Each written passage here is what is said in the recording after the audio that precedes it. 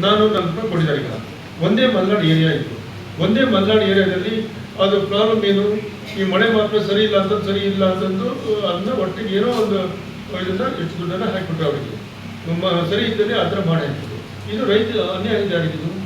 ರೈತರಿಗಿದು. ಈ ರೀತಿ ರೈತರಿಗೆ ಅನ್ಯಾಯ ಅಂದರೆ ರೈತರು ನಾವು ಸರಿಯಾದ ರೀತಿಯಲ್ಲಿ ಸರ್ಕಾರದಿಂದ ಬರ್ತಕ್ಕಂಥ ಸವಲತ್ತು ಇವರು ಕೊಟ್ಟಿಲ್ಲ ಅಂತಂದರೆ, ಅದು ಪೂರ್ವವಾಗಿರ್ತಕ್ಕಂಥ ಮಳೆ ಮಾಪನಗಳನ್ನು ನಾವು ಸರಿ ಇಟ್ಟಿಲ್ಲ ಅಂತಂದರೆ ಇದು ಹೆಂಗೆ ಸರಿ ಆಗ್ತದೆ? ಎಲ್ಲ ಒಂದು ಕಡೆಯಿಂದ ನಾವು ಸರ್ಕಾರ ಅದು ಇಲಾಖೆ ರೈತರಿಗೆ ಒಂಥರ ಚೀಟ್ ಮಾಡಿದಾಗುತ್ತೆ. ಪ್ರಾಫಿಟ್ ಎಲ್ಲ ಕೇಳಿ ಸುಮ್ಮನೆ.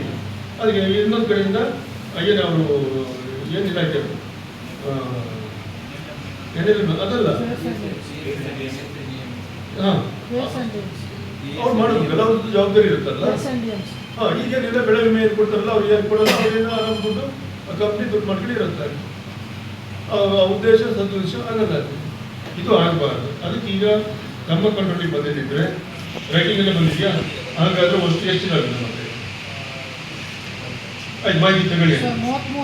33 ಇದೆ. 33 ವರ್ಕಿಂಗ್ ಇಲ್ಲ ಸರ್, 16 ವರ್ಷ ವರ್ಕಿಂಗ್. ಹಾಂ, ಇನ್ನು 17 ನಾನು ವರ್ಕಿಂಗ್. 17 ಜವಾಬ್ದಾರಿ ಆಗಿದೆ ಸರ್. 17 MC ಮುಗಿದಿದೆ. SNDMC ಅವರು MC ಕಾಲ್ಫಾರ್ಮ್ ಮಾಡಿದ್ದಾರೆ. ಇದು 2 ಬಾರಿ ಕಾಲ್ಫಾರ್ಮ್ ಮಾಡೋದು ಯಾರು ಅಪ್ಲಿಕೇಶನ್ ಹಾಕಿಲ್ಲ. ಈ 3ನೇ ಬಾರಿ ಕಾಲ್ಫಾರ್ಮ್ ಮಾಡಿದ್ದಾರೆ. 3ನೇ ಬಾರಿ ಕಾಲ್ಫಾರ್ಮ್ ಮಾಡಿದ ನಂತರ ಯಾರು MC ತಗೊಳ್ತಾರೆ ಅವರಿಗೆ ನೋಡಿ. 3ನೇ ಬಾರಿ ಮಾಡಿಲ್ಲ, 3ನೇದು ಮಾಡಿಲ್ಲ.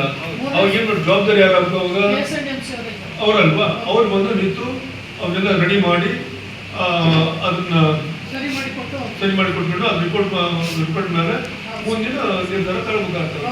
ಅದು ಅವರಿಲ್ಲ ಇವರು ಇಲ್ಲ ಅಂತ ಹೇಳಿ ಎಲ್ಲರೂ ಕೈ ಚಲಿಗೆ ಕುತ್ಕೊಂಡ್ಬಿಟ್ರೆ ರೈತರ ಗತಿ ಏನಾಗ್ತದೆ?